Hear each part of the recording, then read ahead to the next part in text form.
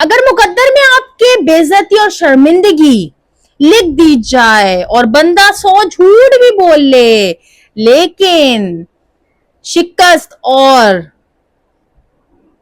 झूठ कभी नहीं छुपता। जी हाँ, दुनिया के सामने आ जाता है, जैसे कि इंडिया वालों का आया, खास तौर पे इंडियन गोदी मीडिया का, जो कि झूठ अभी तक बेइज्जती वो सह रहे हैं, और वो भी बेइज्जती बाहर के मुल्कों के थ्रू रोज अपने प्रोग्राम में बुलाकर वो लोग अपनी तारीफों के पुल बांधते हैं, और अभी तक उनको ये एहसास नहीं हुआ कि दुनिया उनके ऊपर हंस रही है।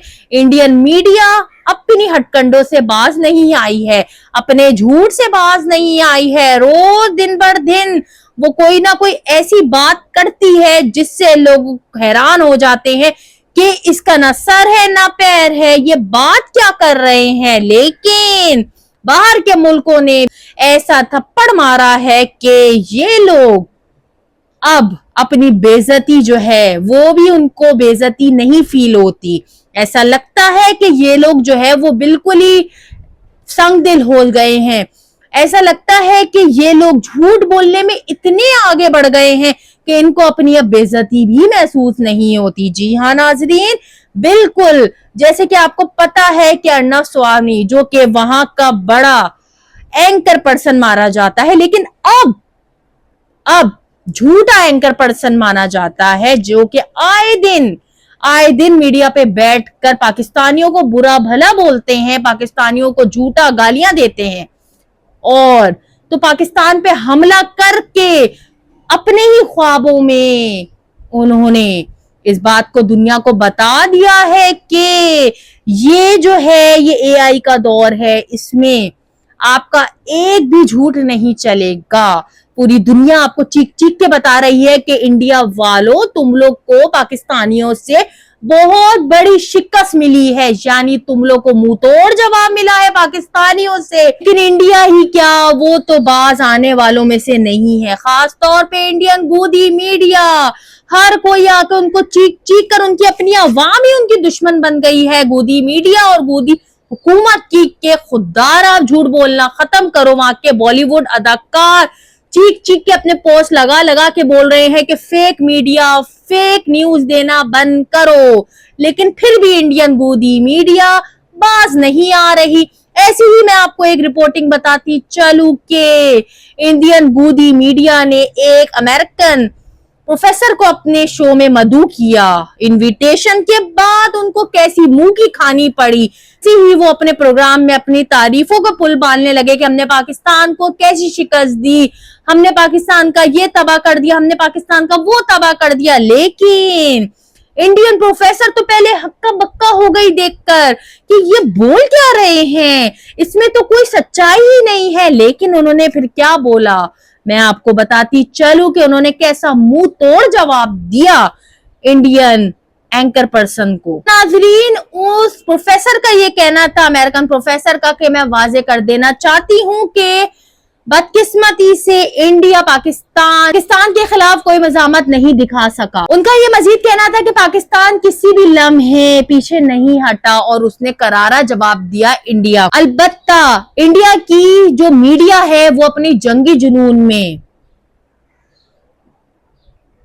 अवाम को मुसलसल धोखे में रख रही थी, अवाम को झूठ बता रही थी जो कि एग्जिस्ट ही नहीं करता।